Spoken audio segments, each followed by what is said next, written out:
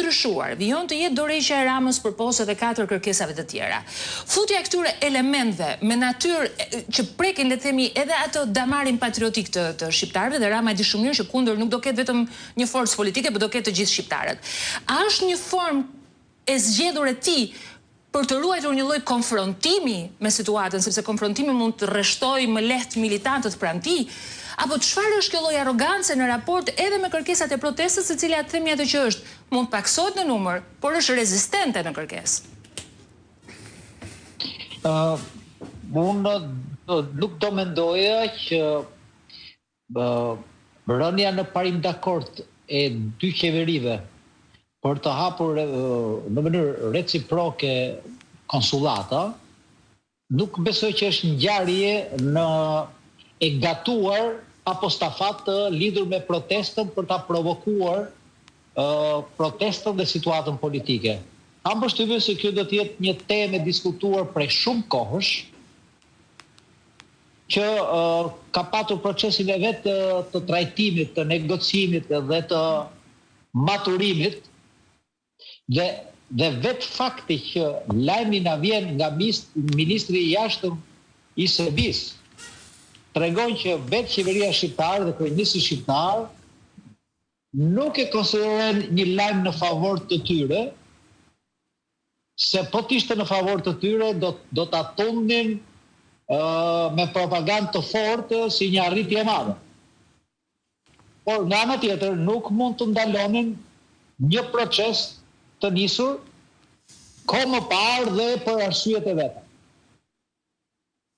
Dhe unë pres tashmë që Edi Rama të përdor argumentat që ta justifikojë si të dobishëm këtë akt,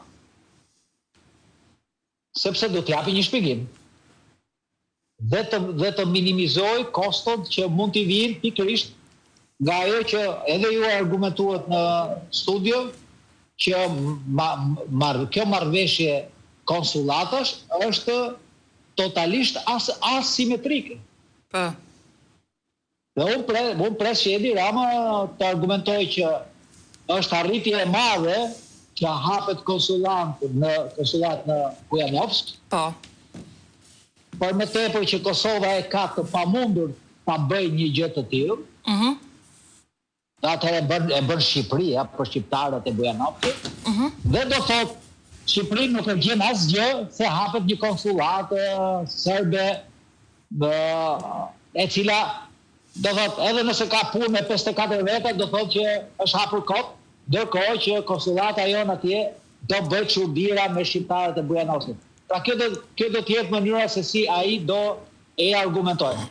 Fakti është që është gjë e mirë të hapet një konsullat shqiptare në Bujanovsk, por nuk mund të barazohet me kaq reciprocitet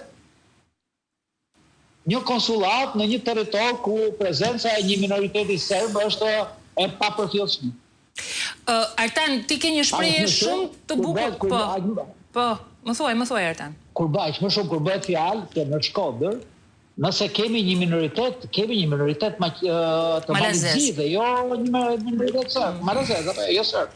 Dhe mund të ishte një kërkesë e tyre më e arsyeshme se sa e Serbit. Pra kjo do të rrinë në situatën, por Edi Rama do përpiqet që ta shkëpus nga agenda e protestës dhe ta shes si një marrëveshje edhe në kuptimin e një Shqipërie europiane, një Shqipërie të hapur për çdo minoritet pavarësisht nga jo konfliktuale. Do thotë ka rëndësi cilësia thotë dhe jo sasia numri i minoritarëve, edhe një individ është i rëndësishëm do na thotë kryeministri, e të tjera do krahini siç ka qef ai ta përdori këtë term. Ka një shprehje Artani, në fakt, politika e jashtme është e brendshme për Edi